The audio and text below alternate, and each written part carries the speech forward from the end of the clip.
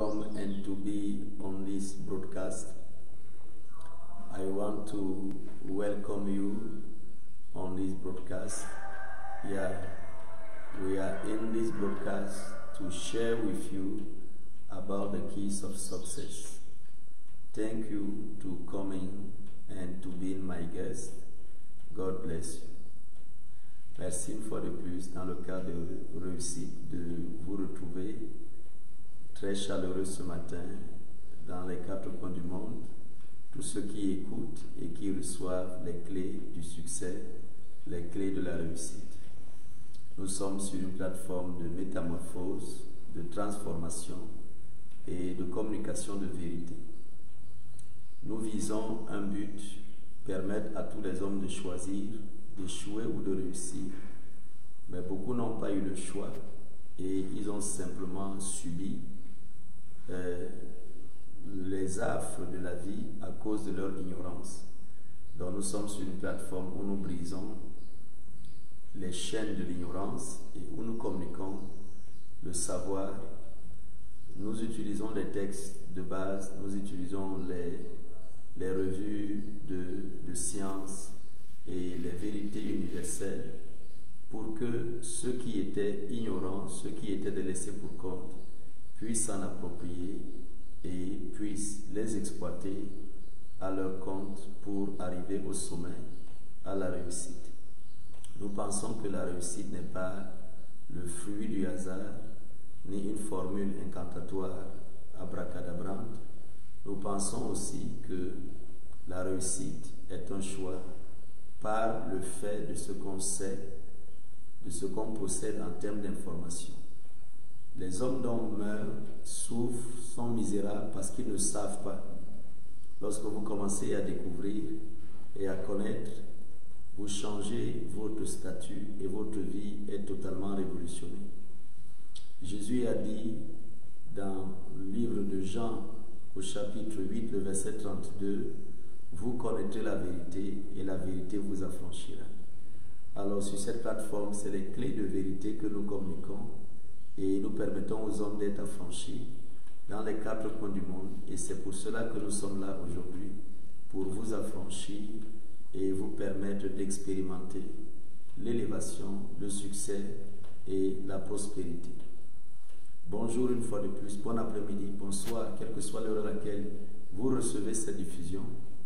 Aujourd'hui, nous continuons dans notre série « La foi ». La foi a des dimensions, la foi a des sphères d'opération. Nous avons dit la semaine dernière qu'il était important que vous ayez la foi en vous-même et que la foi en vous-même se démontre par la foi que vous avez dans l'homme qui est auprès de vous ou qui est à côté de vous. Ça veut dire que si un homme maltraite ses enfants ou maltraite son épouse, cela démontre du peu de foi qu'il a pour lui-même. Ça veut dire qu'il se sous-estime parce que la façon dont vous traitez les autres montre l'estime que vous avez de votre propre personne. Je ne sais pas si on se comprend. Et nous avons donc parlé de la foi au moyen de la parole, la foi au moyen de nos pensées. Et aujourd'hui, nous continuons dans cette dimension de la foi. Hébreux, au chapitre 11, le verset 1 dit « La foi est une ferme assurance des choses qu'on espère, une démonstration de celles qu'on ne voit pas. » Vous avez besoin d'avoir la foi en vous, la foi dans cette affaire que vous venez de commencer, la foi dans le monde qui est autour de vous, qui participe à votre bonheur, à votre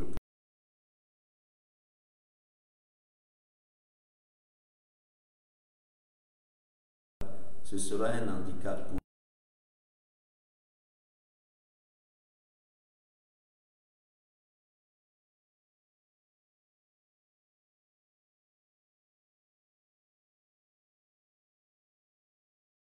pour une démonstration de celle qu'on ne voit pas. Je voulais dire par là que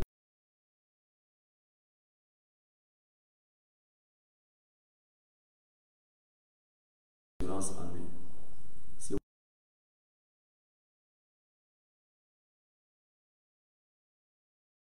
au plan émotionnel, il vous sera difficile de réussir.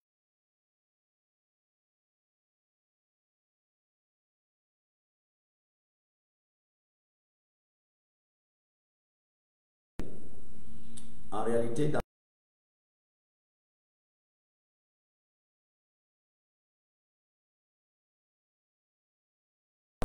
qui viennent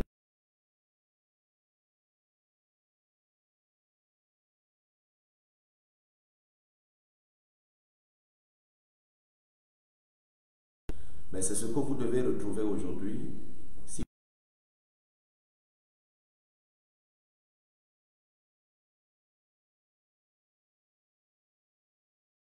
à sa bête noire qu'il doit défier, et pour cela il vous faut de la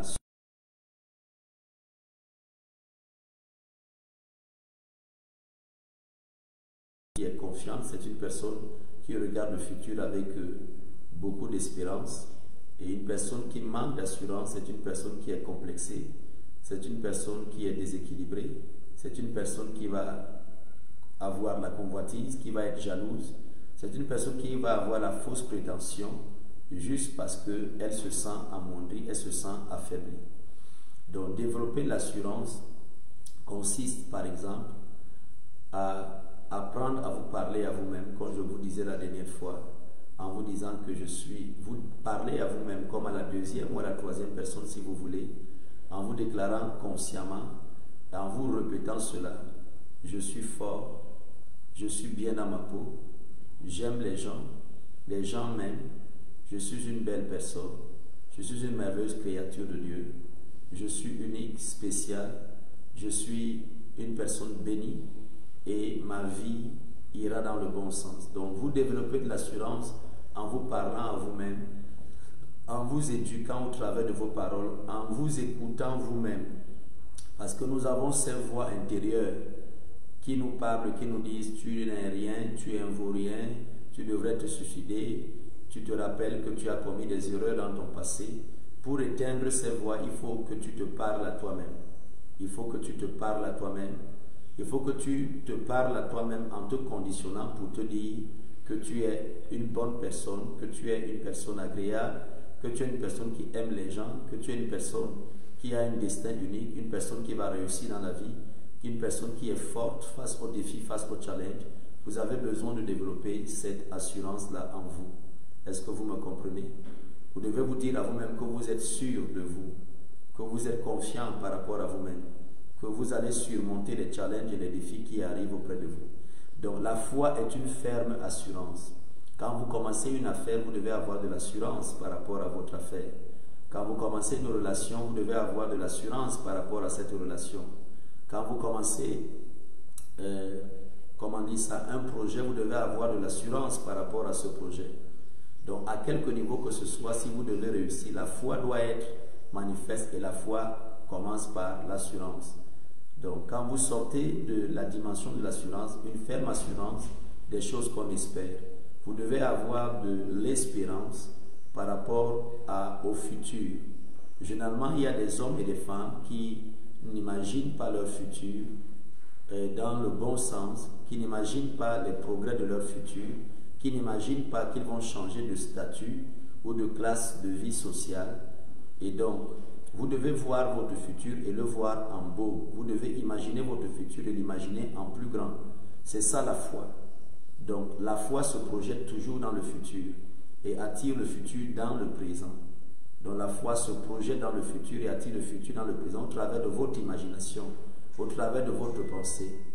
Cette portion de la Bible qui dit « Fais de l'Éternel tes délices, il te donnera ce que ton cœur désire » nous montre que notre cœur et ce qu'il souhaite est tellement important dans l'accomplissement de notre destin.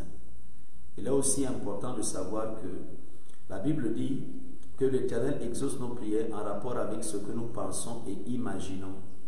Donc si vous n'avez pas d'imagination, si vous n'avez pas de pensée, si vous n'avez pas de projection futuriste, même ceux qui prient, même ceux qui sont croyants, ils sont limités. Voilà, le rêve, l'espoir, la projection dans le futur a toujours été ce qui permet à l'homme d'avancer, de vivre différemment que ce que nous vivons aujourd'hui. Vous savez, hier, il n'y avait pas de téléphone, il n'y avait pas de voiture, il n'y avait pas de satellite, il n'y avait pas de voyage sur la Lune, il n'y avait pas d'avion. Et les hommes ont tout imaginé. À l'époque, certains se fabriquaient des ailes et il est porté, il y a eu des catastrophes, certains sont morts parce qu'ils pensaient qu'ils allaient pouvoir s'envoler. Vous voyez? Donc le rêve maintient votre cœur en vie. Le rêve vous permet d'attirer votre futur vers le présent. Le rêve vous permet, comment on dit ça? Comme on dit, partout il y a une vision, il y a une provision. Donc la capacité à avoir de la substance dans la vie est déterminée par rapport à votre rêve ou à la dimension de votre rêve. Plus vous avez un rêve dénoué d'égoïsme, d'égocentrisme et qui vise le développement de l'homme, dont vous-même d'abord et des personnes autour de vous, et même de l'humanité, parce que beaucoup des rêveurs ont rêvé pas pour eux. Edison, l'ampoule à incandescence, a rêvé pour nous. Nelson Mandela a rêvé pour la nation arc-en-ciel. Voilà. Martin Luther King a rêvé pour un monde plus égalitaire dans les 4 coins du monde. Gandhi, il a rêvé pour une révolution pacifiste, voilà, et pacifique aussi.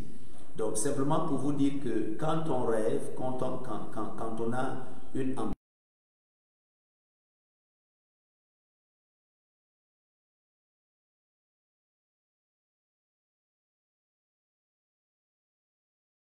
des grandes choses sur le plan sportif, sur le plan académique, ce sont des personnes qui ont de l'espérance, qui ont une vision futuriste, qui ont des rêves, qui les animent, qui ont des rêves. Ce qui sépare le riche du pauvre, c'est que le pauvre évite même de rêver et les riches rêvent tout le temps. Ce qui sépare les mariés des célibataires, c'est que les célibataires qui vivent dans la solitude, ils se refusent même de penser qu'ils peuvent avoir une femme ou un homme dans leur vie. Mais vous, je vous demande de rêver. À vous, je vous demande d'imaginer votre futur. À vous, je vous demande de penser à quelque chose de grand, quelque chose de beau, quelque chose de fort, et de vous dire que c'est à vous que cela va arriver, c'est dans votre vie que cela va se manifester. Sur le plan des affaires, sur le plan de la carrière, sur le plan académique, sur le plan de votre santé, sur le plan sentimental, matrimonial, conjugal. Imaginez le meilleur pour vous, car le meilleur est toujours à venir. Alors, la foi est donc une ferme assurance, d'abord, des choses qu'on espère, donc de l'espérance, donc le rêve, de la projection dans le futur, une démonstration de ce qu'on ne voit pas. 2 autres éléments participent à votre foi, une démonstration de ce qu'on ne voit pas. Ça veut dire avoir une attitude agissante et non une attitude attentiste. Voilà, lorsque vous avez la foi en vous, lorsque vous avez la foi en Dieu, lorsque vous avez la foi dans ce que vous êtes en train de faire, lorsque vous avez la foi dans l'homme, vous devez agir. Lorsque vous rencontrez une personne qui est nue, vous ne pouvez pas vous contenter d'imaginer qu'il porte un vêtement alors que vous en avez beaucoup, alors qu'il est nu. Vous lui offrez un vêtement, vous mettez un vêtement sur son corps. Alors, vous joignez les pensées et votre imagination à des actes concrets. Ce qui sépare les gens qui réussissent et ceux qui ne réussissent pas, c'est toujours qu'il y a beaucoup de rêveurs et des gens qui rêvent en dormant et d'autres qui rêvent éveillés. Les gens qui rêvent en dormant, c'est ceux dont la vie reste dans les rêves et n'arrive jamais à la concrétisation. Ceux qui rêvent éveillés, c'est ceux qui ont suffisamment, comment dire, ils sont suffisamment zélés pour que ce qu'ils ont imaginé, ils se projettent à l'action et ils l'amènent à la concrétisation. Oui, tu as trop imaginé cette femme qui est ta voisine et tu penses qu'elle peut être la mère de tes enfants et ton épouse, mais va et aborde là. Tu as pensé que tu vas commencer une entreprise, que tu vas commencer à faire de la peinture, que tu veux faire du sport. Vas-y et commence par là où ta force te permet de commencer. Est-ce que vous me comprenez? Le prophète Gédéon a eu une visitation d'un ange qui lui a dit un jour, va avec la force que tu as. Le minimum que tu crois avoir aujourd'hui, c'est beaucoup lorsqu'on commence. Parce que aucun gratte-ciel que vous voyez établi aujourd'hui à Manhattan ou à New York n'a commencé par un gratte-ciel. Ça a toujours commencé par un périmètre qu'on a mesuré, par une petite fondation qu'on a posée, et ensuite un bâtiment s'est ajouté à un autre bâtiment, un étage à un autre étage, un niveau à un autre niveau. Donc la Bible dit qu'il ne faut pas mépriser les faibles commencements, mais qu'il faut, comment dire, que la fin d'une chose vaut mieux que son commencement. Donc vous devez avoir cette capacité voilà, d'agir et non de rester attentiste, non de rester laxiste, d'agir et d'agir rapidement afin que vos rêves arrivent à la matérialisation. La quatrième chose, et je vais clôturer par là, donc vous avez besoin, pour vous booster dans tout ce que vous voulez faire, c'est de parler à vous-même, c'est de parler à vos rêves, c'est de parler à ce que vous voulez accomplir. Si vous voulez vous marier, dites je vais marier cette femme. Si vous voulez faire une grande affaire, commencez à parler tôt le matin, parlez le soir, parlez dans le cadre d'une prière de proclamation, de déclaration, parlez dans le cadre d'une prière d'autoprogrammation de votre personne, parlez dans le cadre d'une prière de projeter une force dans l'univers au travers de la parole, projeter une force dans l'univers au travers de la parole. Des hommes ont parlé, il y a eu des guerres dans des nations parce qu'ils ont enflammé des hommes par leur discours. Vous pouvez aussi enflammer votre vie, enflammer votre destin, enflammer le monde autour de vous au travers de vos paroles positives. Dites je vais le faire, dites je m'en vais le faire, dites je suis en train de le faire, dites je vais avoir un duplex, dites je vais me marier, dites je vais voyager. Proclamez ces paroles, dites-le le matin, à midi, le soir. C'est ce que nous appelons la foi par la parole, la foi par des déclarations positives, la foi par le créationnel de la parole. Est-ce que vous me comprenez? Parlez sur vos enfants tôt le matin, dites-leur, cette journée va être merveilleuse pour vous, vous allez remporter des grandes victoires dans la vie. Parlez à votre épouse, parlez à vos affaires, arrivez dans votre bureau et déclarez, une clientèle folle va arriver dans ce bureau aujourd'hui, je vais réaliser des grandes choses, je vais m'accomplir dans la vie, je vais réussir, je vais être heureux. Décrétez-le, déclarez-le, parlez à votre corps et dites-lui, la santé est mienne aujourd'hui, je suis parfaitement en santé, je suis vigoureux, je suis fort, je suis plein d'énergie et vous verrez une énergie exceptionnelle couler dans votre corps. Alléluia, merci. Alors, ce soir, nous aurons la grande diffusion de l'heure de la puissance et ce sera à 21h heure du Cameroun, 20h GMT. Préparez une bouteille d'eau que nous allons bénir avec la parole comme je vous disais tantôt et imaginez que votre vie va basculer au moment où cette eau va vous toucher. Et je vous assure, quelque chose de merveilleux, de puissant va se passer dans le monde aujourd'hui à 21h heure du Cameroun, 20h GMT. Pour tous ceux qui sont au Cameroun ou dans les environs du Cameroun, envoyez des hommes et des femmes en consultation car je reçois tous les jours, aujourd'hui particulièrement, demain aussi, je serai en réception pour des consultations privées. Pour ceux qui sont dans les quatre coins du monde, qui souhaitent m'avoir comme parrain, comme partenaire, comme prêtre, comme pasteur, comme prophète, comme conseiller, comme guide par rapport à leur vie, les numéros de téléphone en haut et en bas de page vous concernent et appelez ou envoyez vos textos pour une consultation privée, pour un entretien particulier avec le prophète. Je vais vous recevoir, ce sera un plaisir de vous coacher, de vous parrainer et de vous guider dans les affaires de la vie. Je salue tous ceux qui sont les habitués de réussir dans les quatre coins du monde. Vous faites honneur à cette plateforme. Continuez de partager le message. Invitez les hommes à s'abonner. Appelle Kinje Joshua. Oui, love ma page officielle Facebook. Voilà, invitez les hommes à s'abonner. Cliquez sur la cloche de notification afin que chaque fois que nous serons en train de diffuser quoi que ce soit, vous soyez le premier à être informé. Passez une agréable semaine. Nous sommes lundi aujourd'hui et que la semaine soit belle pour vous, tous dans les quatre coins du monde. Je vous envoie tout mon amour et tout mon esprit positif. Allez prospérer, allez réussissez, allez accomplissez des grandes choses à tous les niveaux.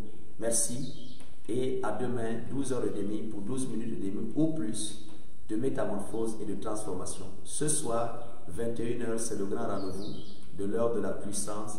Invitez les hommes des quatre coins du monde. Soyez plus que prospères. C'est ma parole, c'est réussi. Nous sommes à la fin. Merci. Merci à vous.